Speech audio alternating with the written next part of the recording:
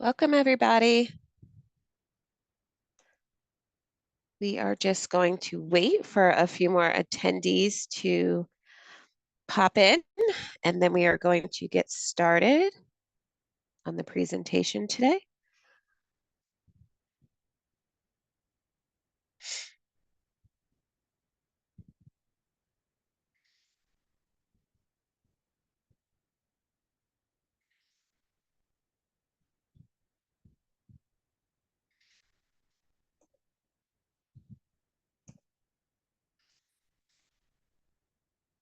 All right, I'm going to share my screen now.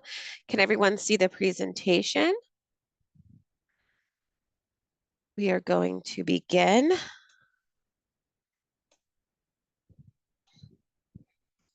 So hi, everybody. My name is Shantae Lipscomb, and tonight we are going to talk about navigating the college maze, a junior's guide to applications and mental wellness.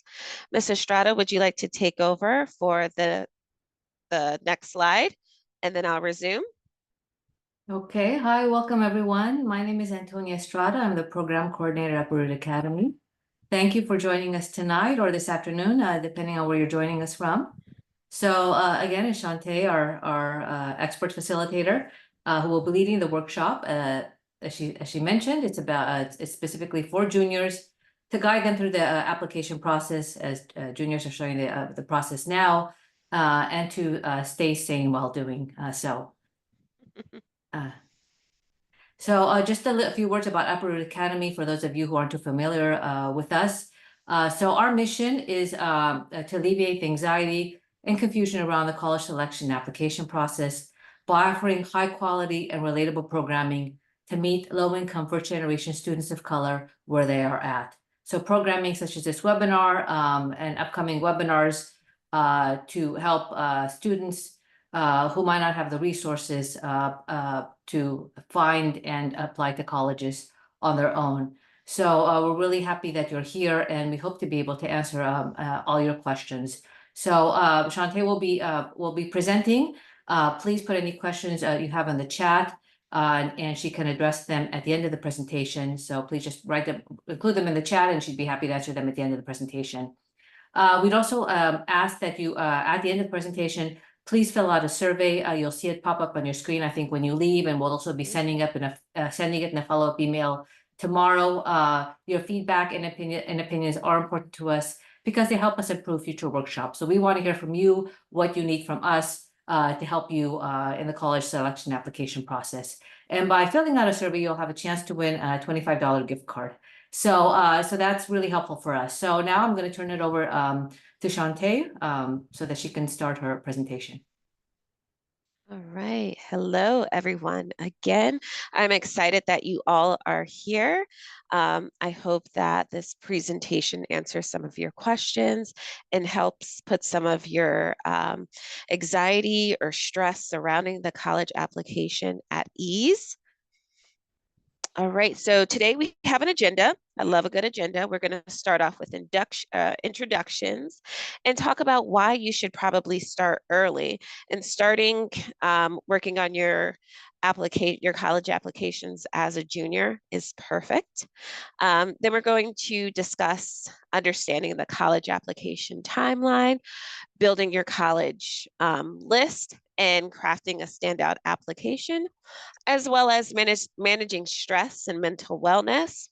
We're going to also talk about coping with rejection and acceptance, right? Because acceptance is one of those things that are going to happen during this time.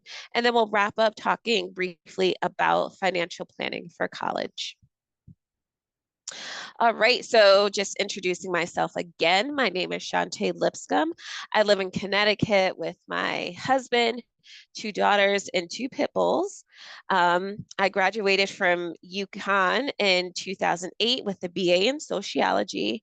I also graduated from Bay Path University with the MS in clinical mental health counseling. I'm a licensed professional counselor associate in Connecticut, and I'm also a doctoral student at the dissertation process, pursuing my PhD in counselor education and supervision. So I've been in in school for quite some time, my friends. So if you have any questions, or if you want to know personally how I have dealt with my stress along the way, feel free to ask. So today I just wanted to do a quick check-in. So we're going to be a little interactive. So drop it in the chat. One, how are you feeling today? One, we can do it on a Likert scale, one being not so good, and 10 being I feel amazing. So if you have a moment, just drop those in the chat and I'll be looking.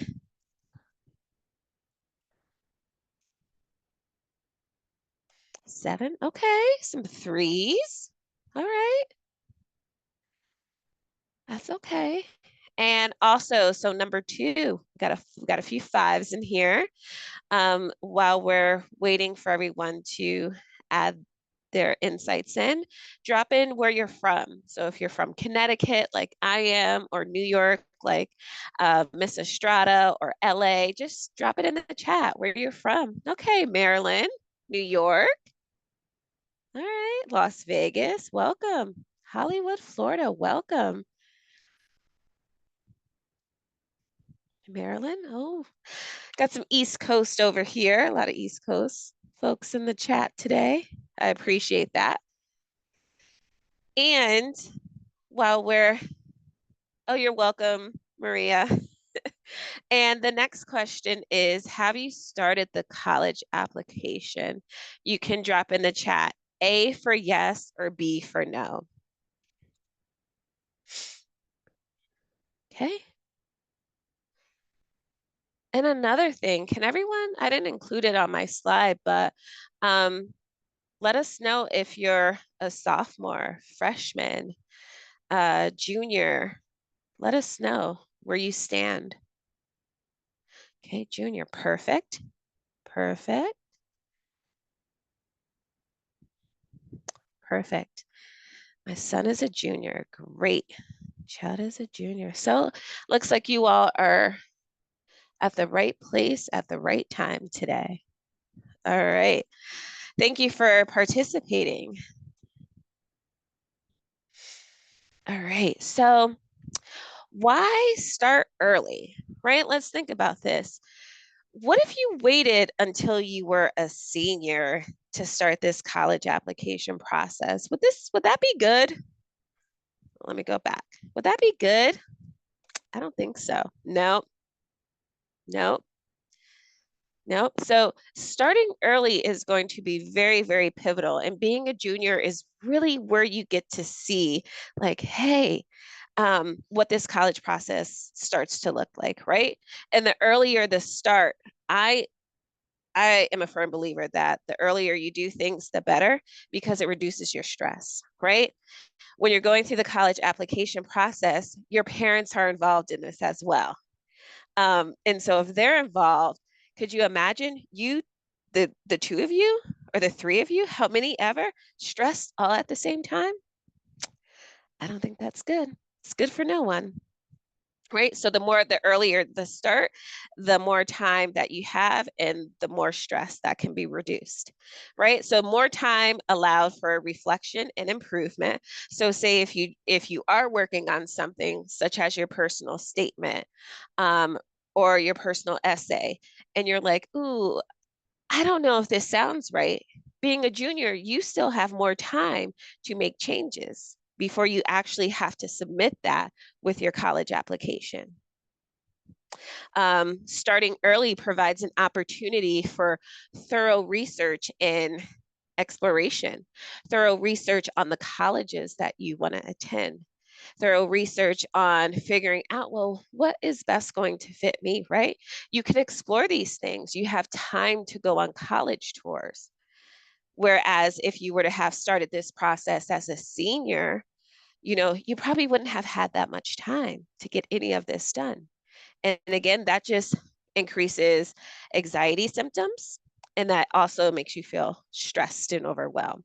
And starting early, we want to avoid feeling extremely anxious or extremely overwhelmed. Like sometimes those feelings may come up, and that's okay. However, the earlier you start, the the less those symptoms are going to present themselves.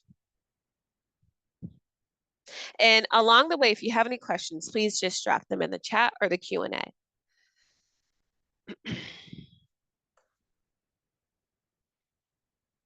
Trying to get that slide to go. So let's talk about understanding the college application timeline. Does everyone agree that there's a timeline or a process that's going to be happening for them? Drop it in the chat and let me know what your thoughts are. Do you think this is going to be like you have to go on a timeline and get these things completed? It would be rushed. Yeah, it could be rushed. Yep. Mm-hmm. So with that said, the college application process can be intense and very busy.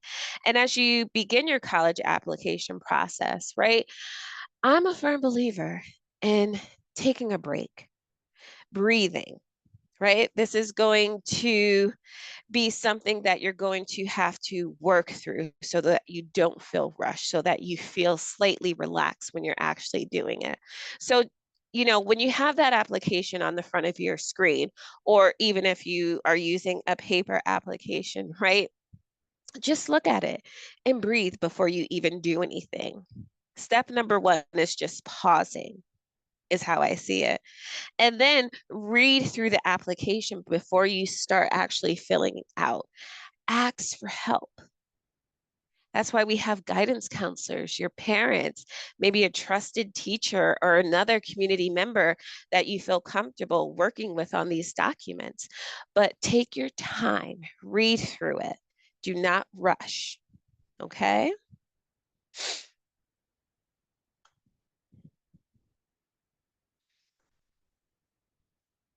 Sorry, I found this visual the other day that just really broke down what the college application timeline looks like. And it starts from being a freshman. So, as you can see, being a freshman is when you start planning for extracurricular activities, looking at specific classes for high school, and working on some of that SAT or ACT prep, whether you're taking a class or an online course, you have some time to start preparing. And then you enter your summer break, and then you go into your sophomore year, and then you're again still doing some SAT prep or some ACT prep. And then you have summer break. And this is where you all are at right here, right? We're in this junior section right after sophomore year. You guys had your summer break, and right now we are beginning this section right here. So now I'm sure many of you have taken the SAT or the ACT, and now is the time for you to actually start searching for these colleges that you feel are going to best align with your skills or what you're looking for as a student, right? Maybe you have an idea of what you want to go to college for. Now is the time to start researching the colleges. And then you can take the SAT again if you haven't already taken it, depending on when it falls on your timeline at school. And then we get over here. After we're done researching for colleges, we start to finalize the college list. Right. And sometimes when you're finalizing a college list, you have this whole group of colleges that you've looked at, and you're like, oh my goodness, this is where I want to go. This is what I want to do. But again, we have to make sure that it aligns with who you are and where you want to go and your future, right? And sometimes figuring out those things at this age can be a little overwhelming. But again, that's why we have time as a junior, and we have the ability to talk to your parents, right? And ask some questions, get some support while you're going through this process so that it doesn't seem as overwhelming as it can be. And also talk to your peers, right? They may be going through similar challenges or struggles that you're going through during this time, and just talking it out and having someone else who you can relate to about these experiences is going to be great. And so as we end right here, during the junior year before summer break. It says right here that we should start preparing our college essays, which is accurate. So while you are trying to enjoy your summer, you can also start preparing for essays that may be um, available from the college application. Um, and just start drafting it, right? So that by the time you enter your senior year, you at least have a draft of what you want to talk about. And then once it gets closer to submission time or deadline time, you'll have something that you've taken time to craft over the last month or 2 months or so of your summer break. And then as you enter into your senior year, we have to begin doing the FAFSA process, which we'll briefly talk about. And then it states up here that you'll get some deadlines will start. Sometimes there's um, early early deadlines, or you can just do regular finding out your college application results on a regular timeline. Okay. Does anyone have any questions about the college application process map that I put up? If so, drop it in the chat and then I'll get to it. So our next slide is talking about the college application time or understanding it again. As you've seen on the screen previously, break down the key milestones, especially with standardized testing, all of the deadlines when the applications are due. Like as a junior, you can start preparing that. You can even create a calendar with your parents or even by yourself to reflect like the deadline dates. And again, that's going to help reduce feeling stressed or overwhelmed or worried that you may forget something. If we plan it out, you probably won't forget it because it'll be there on the calendar. Okay. Speak with your parents during this time about when you can start having college visits. When I was going through the college application as an undergrad, going on these college visits over the summer or even during my spring break when I was a sophomore, just like preparing, those were the best experiences ever because I really got to gain a feel of what to expect or what to look for or figure out which college was going to make my actual college list. So I definitely prepared ahead of time and I felt like doing that helped me decide where I was going to land um, for college. And again, identify all of the college deadlines that you're interested in. Okay. And also during this time, you are going to have to get creative. Creativity is definitely a piece that I think most students forget to um, consider when they're going through the college application process. Embrace your creative side by creating, like I said, maybe creating a calendar or whatever visual that you may need for a timeline so that you get excited or get amped up for thinking about colleges, right? If we have something that's going to motivate us, again, that's all of these skills or all of these suggestions that I am giving are one going to help reduce any stress that you may feel and also help reduce any anxious feelings that may come up along the way.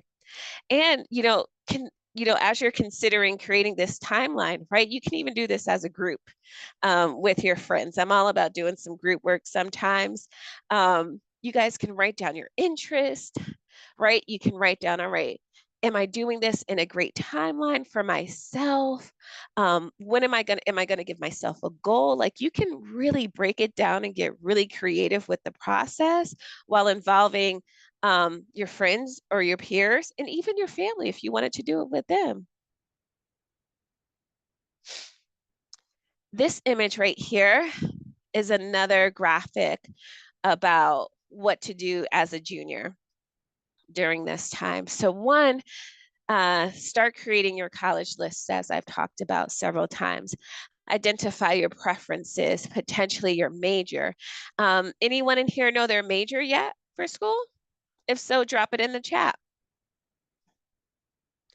Um, And so that when you're going through the process or maybe visiting colleges, right, you can make sure that if you have a specific major in mind, that the school that you're looking at has that particular program or that major. Not too sure? Okay, that's fine. Aerospace, that's great. That is great. Again, scheduling some college tours, some campus tours. Ooh, that's a good one. College tours and campus tours are offered a lot in the summer. So as a junior, now would be a really great time to start doing that. And again, if you have a major in mind, great. But if you don't, you can always look at what the school has to offer, or just go visit the school and hear what the hear what majors they have, or see what other programs interest you there. Right? You don't always have to go in with something in mind, but if you're going on a tour, maybe there's something on the campus that sparked your interest and you're like, oh yeah, this could actually fit my vibe, or this aligns with who I am, or potentially what I want to do. You may figure out your major even when you're on the tour. But again, planning those early, a lot of campuses are offering tours now in the summer months. So if you haven't had one, definitely talk to your parents so that you can begin that process. The next step is to attend college fairs. Anybody in the chat attend our college fair last October? Or has anyone in the chat attended our major in discovery career fair that happened this past March? If you have, great. If you have not, no worries. I just want to let you know that Uprooted Academy is going to be hosting another virtual college fair this October. It will be a dynamic college fair where you'll be able to virtually interact with multiple universities and colleges. There will be some HBCU schools there, some Ivy Leagues. We're really working on getting a collaborative platform for our students this go around. So as you can see, the virtual October fair is going to be October 19th. So make sure that you're following Uprooted Academy on Instagram and Facebook to stay abreast of all the information, because it'll be a good one. All right. Um, and I'm sure you all have been participating in extracurricular activities. If not, you may want to really start establishing um, starting that. And if you've already been in extracurricular activities, make sure that you're looking for ways to probably take on leadership roles in those positions. And make sure that you're documenting it, right?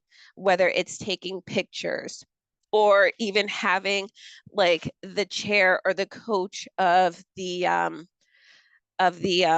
extracurricular activity sign off on some document for you to show that you have actually been engaged in doing this. You always want to document it, because that is going to go on your college application as well.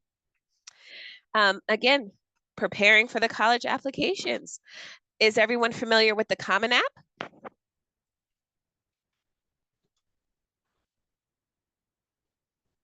No?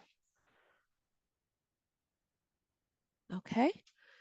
That is where you're most likely going to be filling out your applications for college when it's time. So if you're not familiar, just Google college app and just start to look at that, because this is a part of the preparation process for you, making sure that you have a resume, right? Working on that, working on your personal statement, and asking specific teachers or even community members for letters of recommendation. So as a junior, you can really start planning and preparing for all of that.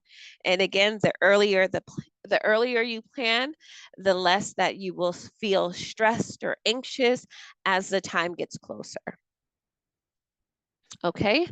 This one says shore up on your academics, making sure that you're taking the most rigorous classes or that you're taking AP classes, or maybe you're in a dual enrollment program at your high school, making sure you have a good solid GPA to make sure that when you're looking at the colleges on this college list, um, that you meet those standards, right? Because schools are going to be looking for those. And if you feel that you're falling short in somewhere, talk to your teachers, right? If your grade is not so great in that AP class, well, how can I get it up?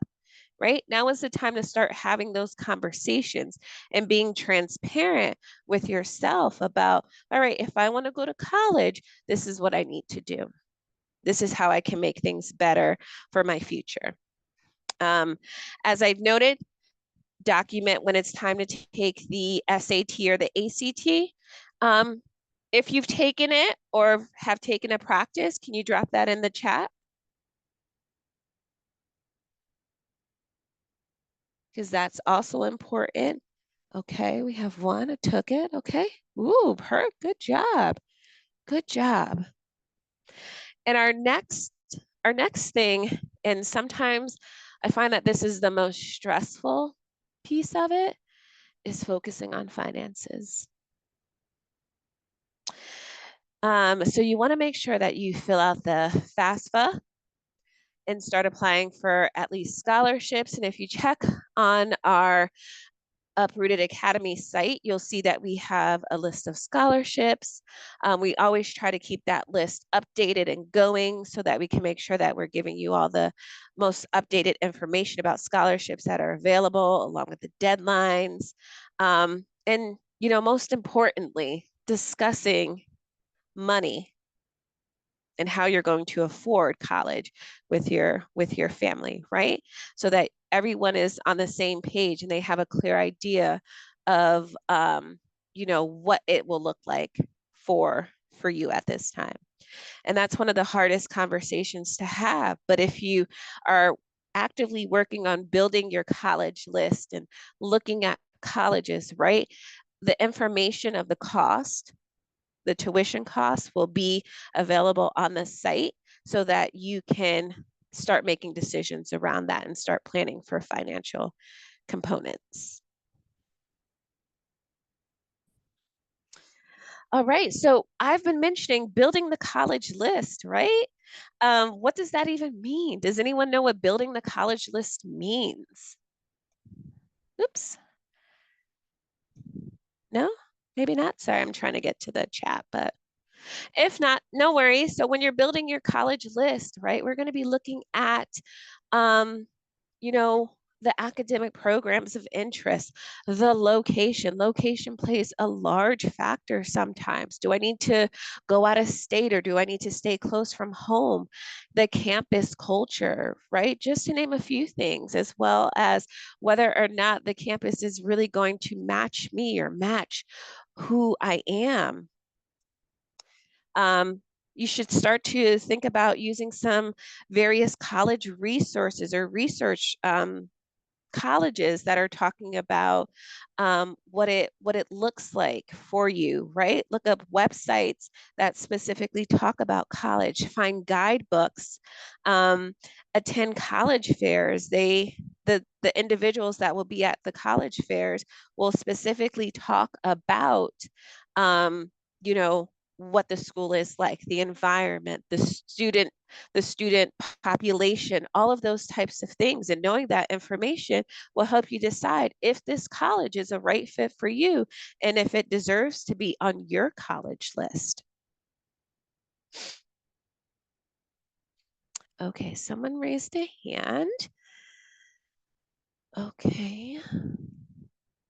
Antonia, can you see who raised a hand? It just popped on my screen. Yeah, Deirdre raised her hand. Okay. You want to put a question in the chat?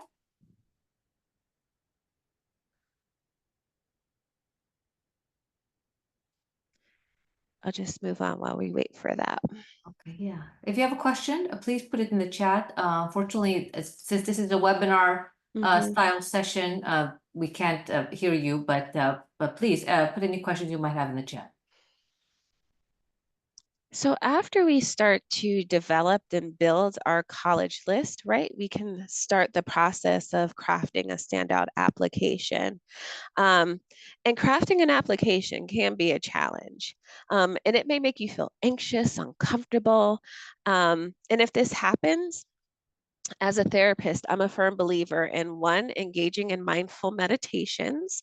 And that's just sitting with yourself, doing some deep breathing, right? And just calming yourself down before you even start working on any applications or any documents that are pertaining to school. Ask for help. Um, Take a walk before you do anything. Sometimes when we open applications or when we see them on the Common App, it can be stressful. You can be like, all right, this is asking for a lot, right? But just take a break, right? Look at it and say, you know what? I can't do this right now.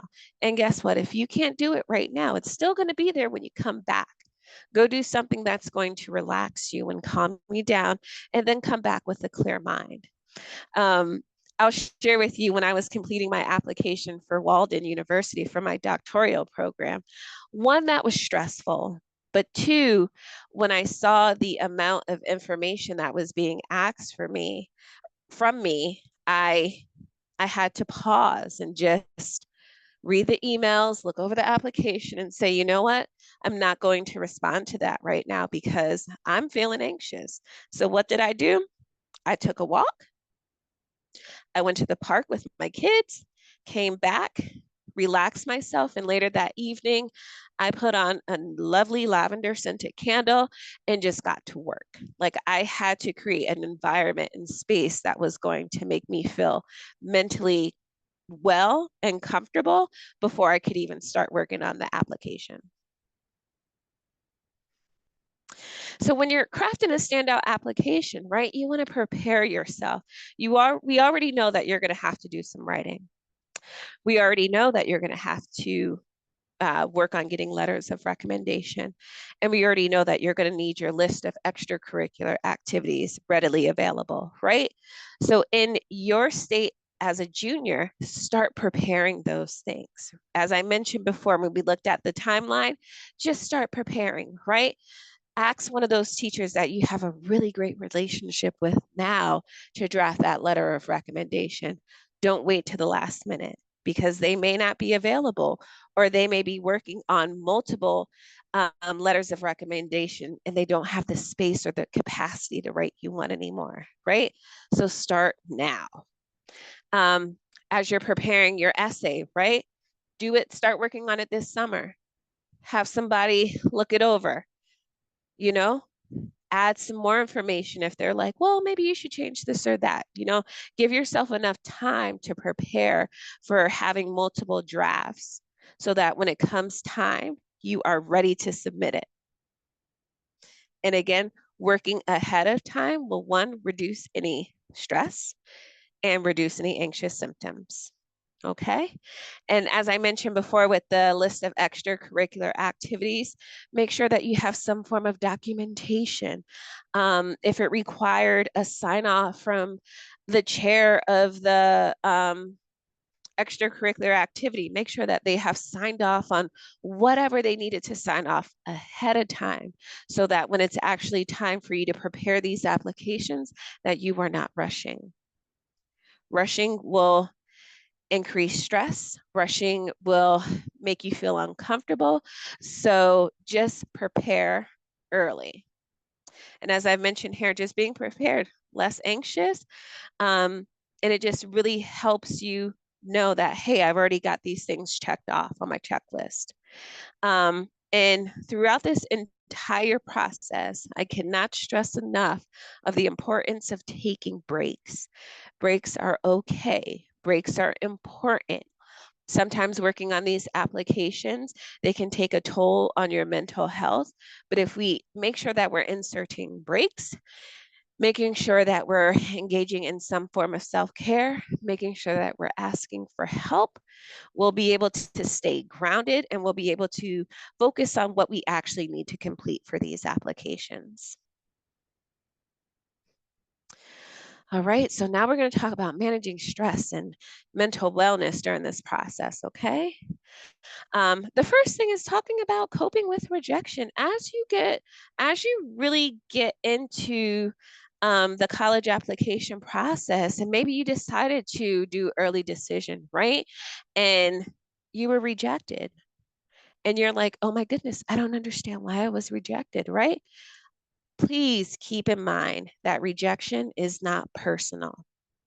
There are many factors that go into why a university was unable to accept you right now. It could have been due to finances. Maybe it was even lack of, staffing at the time. Maybe it was just too much going on during that time. There's a multitude of factors that um, cause rejection, right? But just know that it is not personal and recognize that your worth is not determined by the outcome of the admissions process, right? It is not. Just because we were rejected from one school does not mean that we will not get rejected from the other. And back to my most recent process with applying to doctoral programs. I will share with you that I was rejected from a school.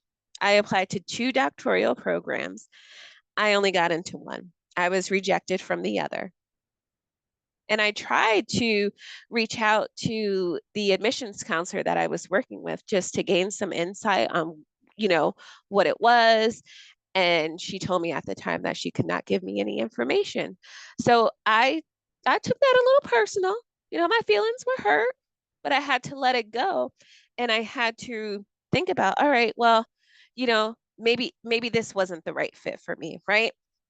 It could have been my previous program. Maybe they didn't like, or maybe I was missing some other courses and they just couldn't accept me because of that. So I kind of let it go. It bruised my ego for a little bit, but 2 days later I got accepted into another school. So, we all go through rejection, but rejection does not define who we are. So, some ways of coping with rejection, right? Allow yourself to feel it. Like I said, I felt it. I took it personal, but I had to let it go. I was frustrated. I was like, I did everything they asked for. They asked for all of these documents. I provided it, and still they rejected me, but I let it go. Talk about it. I definitely had to talk about it. I called my mom, I talked to my husband, I talked to my sister, whoever I needed to talk to just to process the rejection was very, very helpful. So for you all, when you finally reach this process of submitting all of your things and you do happen to get rejected, talk about it, right? Your parents are there, your peers are there. Talk to them about it. Let them know instead of holding it inside. Holding it inside is not going to be good. Focus on the positives, right? The biggest thing is remind yourself of your actual strengths and your achievements along the way. As I've mentioned, this college application process is not easy. It's not easy, but it's doable. And sometimes things like this happen, and just reflect on everything that you went through during the process, the good about it, right? Like, even if you got all of your things in early before the application was actually due, focus on that.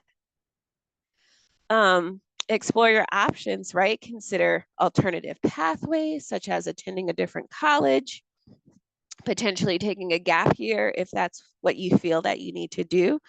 Um, there's many different ways of getting to your root of achieving your academic college goals. Seek support. Reach out to the admissions counselor at other colleges for guidance and support if you feel like you need that, or even just talk to your parents. Your parents are the most valuable resource that you have right now, along with your friends or even your guidance counselor at school. Use them. That's what they're there for. Stay busy if you get rejected, right? When I got rejected, like I said, I sat in my feelings for a little bit, but while I was waiting to hear back from the other school, I decided to do some other things. I think I was, making sure I was tending to my garden. I was, engaged with my family members. I was doing things that actually brought me joy and made me feel good. You can work on setting new goals. Use this experience as a motivation, right? Set new goals for yourself. Um, you can say, hey, well, if that happened, um, you know, I'm not going to worry about it because I did apply to this other school and I'm going to focus my energy on, holding out hope for this school or, thinking about that one. Um, another note, like I said, remember it's not personal, right? College admission decisions are often influenced by a variety of factors, and many of them are beyond your control. Try not to take the rejection personally and recognize that it's a common experience for many students. I was one of them. Okay. And I'm still here. Again, stay positive, right? Keep a positive attitude and believe in yourself. Rejection is a temporary setback, but I believe that rejection sets you up for the comeback, right? Because even though that one school rejected you, they're the one that's missing out on like an amazing person, an amazing student, right? You're going to go fly, you're going to go thrive at the school that does accept you. Okay. And just keep moving forward. Again, this whole college application is definitely a process that is uncomfortable, is sometimes just worrisome, and it just makes you really question yourself. But stay focused on your goals. Stay focused on learning, stay focused on growing and all the opportunities that are available to you. And then, you may just get that email. I think they send them in email forms now. For me, I got mine in a letter form. It was a big, thick package about being accepted into a school. Celebrate that, right? Celebrate your wins. Don't be shy to celebrate your hard work and what you have actually gone through from being a junior to that senior, right? Celebrate it. Celebrate it, whether that's going out to dinner or just doing whatever, makes you feel good. Um, and lastly, financial planning for college. As I mentioned, this is one of the um, topics that, sometimes can really be uncomfortable to have. But as a junior, it's definitely important to begin discussing with your parents how your education will be funded, right? Talk about whether you're going to um, review the financial aid options that the college has or look at scholarships, start looking at grants and whether you need to do loans or work study. Like, have these conversations early with your parents so that you know what it looks like when it comes down to it.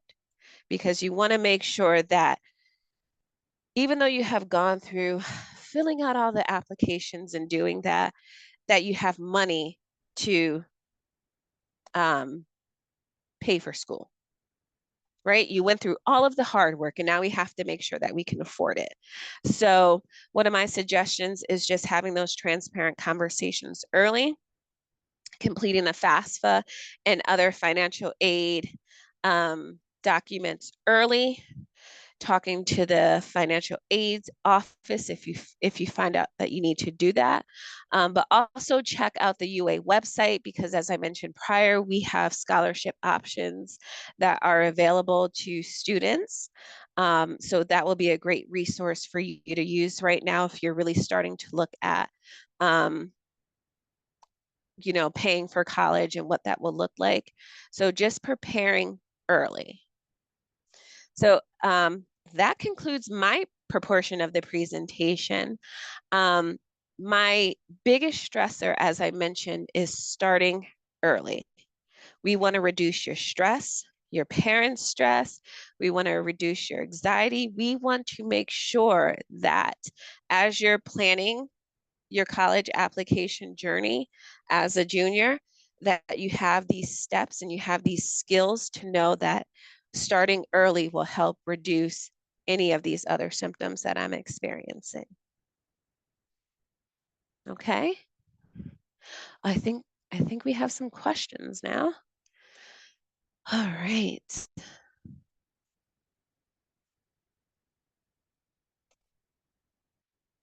Does anyone have any questions? Having a list of colleges based on the preference. Yep. You check the Q&A. Will the recording for this webinar be sent? Yes, it will. You will have access to this recording. Right, you'll be getting a follow-up email tomorrow, in which will include a link to the recording.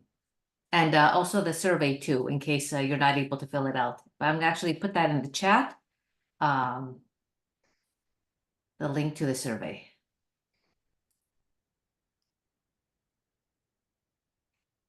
Okay. So I am done with my presentation. Do we have any other questions? Q&A. Okay, that's answered.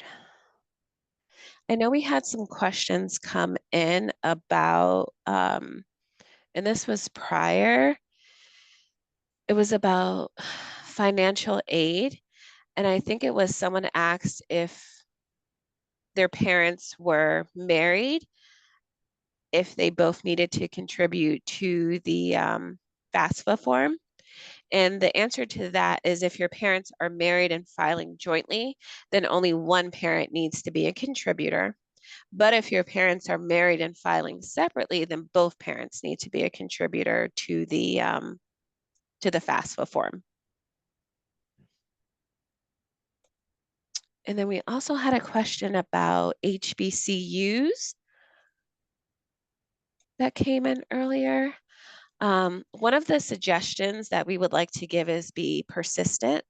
Um, you know, right now, a lot of them are short-staffed. They don't have a lot of resources available to them. So make sure that you are, being persistent, whether that's constantly calling, making sure that you're reaching out to them, calls, emails, whatever the case may be, but just making sure that you are staying on top of them, right? If it's a dream school or your top school that you want to get into, just make sure that you're calling. And along with that, making sure that you get your application in early, especially if it is a dream school. Um, Sometimes HBCUs, depending on which one it is, they can run out of money faster, or you can either, they'll either run out of like um, room and board. So you want to make sure that if that is your dream school, that you are, getting your application in early. Okay. Um, and just having an understanding that not all HBCUs are alike, and that, as I mentioned before, some are under resourced and some are underfunded right now. So if you're looking to get institutional funding, preparing your application early and getting that application submitted early is going to be extremely important. Do Shanti, we? there were a couple of questions in the Q&A. I don't know. Yes. Hold on. So I think I can answer the first one. Oh, What type of yes. financial aid is FAFSA? Is it a loan? Well, FAFSA stands for the Free Application for Federal Student Aid. So it's a form, again, it's a free form that you can fill out. It's typically available October 1st of the year prior to applying for college. So for juniors who are going to be seniors next year, juniors would be filling it out on October 1st of this year. For the following academic year. This year was a little different. FAFSA came out a little later because the form was completely changed. But juniors, if you are going to be seniors next year, you will be filling out in October, and hopefully they won't have any issues. So again, free application for federal student aid. So it's used by the federal government to determine their aid, which can be in the form of a grants, money you don't have to pay back. It can be in the form of loans, which is money that you have to pay back. And it can be in the form of work study, which is typically a part-time employment that a student has. So while it is called the free application for federal student aid, states also use the FAFSA also use the information you submit on your FAFSA. They also use it for their aid. Colleges use the FAFSA also, the information you submit on the FAFSA. They also use it for their own aid, which is called institutional aid. And some private scholarships also use the information you submit on your FAFSA for their need-based aid. So again, it's something that you should fill out. Everyone should fill out who's applying to college should definitely fill out the FAFSA. As I said before, it's free to fill out the form, and it really is the gateway for federal financial aid, for state financial aid, and for institutional aid. So really, really important that everyone fill out the FAFSA. I hope that answers your question. If not, please ask a follow-up question in the chat. Okay. And then is it better to apply for college through the Common App or directly with the college? Does it matter? So the Common App is great. The Common App is basically a streamlined way to apply for colleges. So one application and multiple colleges. You can apply to a little over 1,000 colleges on the Common App. So if, once you make your list, look at that list of colleges, and if they're all on the Common App, then definitely apply on the Common App, because you only have to fill out the application once instead of filling it out for every application, for every school. Not all schools are on the Common App. As I said, like over 1,000 schools are on the Common App, but not all schools are. There are some notable exceptions. For example, Georgetown University has their own application. MIT has their own application. The University of California schools, those are a separate application, but there are many, many schools that are on the Common App. And for many schools that are on the Common App, the only way you can apply is through the Common App. So definitely, once you have your list of schools that you're thinking about applying to, if they're on the Common App, then apply, because you only have to fill out information once. For the more selective schools that are on the Common App, you might have specific essays that they want you to fill out that are specific to that school. But the Common App is really, make sure, look before you apply to fill out 10 different applications, see if the schools are on the Common App. And I think I can put here on the chat the list of schools that are on the Common App so that you can check that out for yourself. Chat, let me just write that down here. Yeah. And again, once you have, your dream list, right? Just referencing the college app just to make sure, because you don't want to apply for these schools and they're not even on there. So it's going to be, we don't want to, again, we want to make sure that we're keeping our anxiety low and keeping our stress low. So just preparing and just looking through it will be important. Yeah, Shantae mentioned when you're creating that like checklist, go through the schools, and you can even write what application platform, right? So Common App, UC, their own, because they want to have their own application, so you might have to have their own application. So maybe you'll wind up applying, if you're applying to UC schools, a few other schools, you might wind up applying through three different platforms usually, or two different platforms at most, or maybe only one if you're lucky, or depending on the schools you're applying to. So you're looking at. Yep. If there's any other questions, drop them in the Q&A or chat.